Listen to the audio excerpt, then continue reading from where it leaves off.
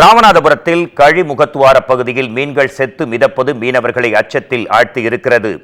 விதிமீறி செயல்படும் உப்பு நிறுவனங்களால் தண்ணீர் விஷமாவதாக கூறப்படும் நிலையில் அரசு என்ன நடவடிக்கை எடுக்கப் போகிறது என்றும் கேள்வியும் தற்போது எழுந்திருக்கிறது.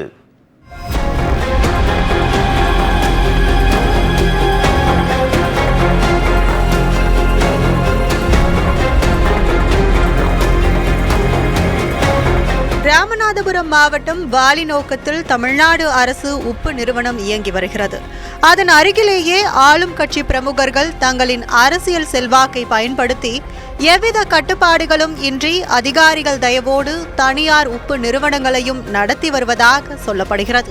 வாலிநோக்கம் கடலும் ஓடையும் சேரக்கூடிய கழிமுகத்துவாரமான தரவை பகுதியில் இந்த உப்பு நிறுவனங்களின் கழிவுநீர் வெளியேற்றப்படுகிறது.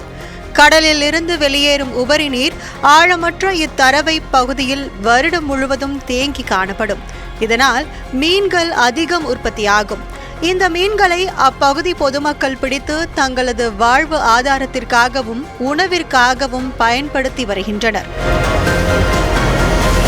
அது மட்டுமின்றி கழிமுக தரவை பகுதிக்கு சீசன் காலங்களில் வெளிநாடுகளில் இருந்து ஏராளமான பறவைகள் வருகின்றன. குறிப்பாக புலமிங்கோ, செங்கால் நாரை, நத்தை, கொத்தி நாரை, கூழைக்கடா உள்ளிட்ட பறவைகள் வலசை வருகின்றன. இந்த நிலையில் கடந்த 2-3 நாட்களாக தரவை பகுதியில் மீன்கள் செத்து மிதக்கின்றன. இதனால் மீனவர்களும் பொதுமக்களும் அச்சத்தில் ஆழ்ந்துள்ளனர்.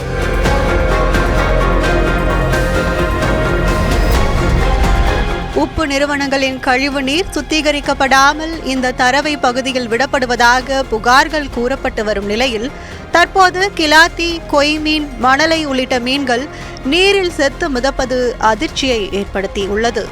உப்பு நிறுவனங்களின் கழிவு நீரால் தண்ணீர் விஷமாகி வருகிறதா, அதனால்தான் மீன்கள் செத்து மிதக்கிறதா என்ற கேள்வி எழுப்பியுள்ள அப்பகுதி பொதுமக்கள் இதுவரை அதிகாரிகள் யாரும் வந்து பார்வையிட்டு ஆய்வு செய்யவில்லை என்றும் குற்றம் சாட்டுகின்றனர். ஏற்கனவே தரவி பகுதியில் உள்ள மீன்களை உணவாக்கி கொண்டவர்களில் ஒரு சிலருக்கு கேன்சர் உள்ளிட்ட கொடுமையான வியாதிகள் வருவதாக கூறப்பட்டு வரும் நிலையில் இப்போது மீன்கள் செத்து மிதப்பது பல்வேறு அதிர்ச்சிகளை ஏற்படுத்தி உள்ளது. உடனடியாக அரசு அதிகாரிகள் நடவடிக்கை எடுக்க வேண்டும் என்பதும் பொதுமக்களின் கோரிக்கையாக உள்ளது.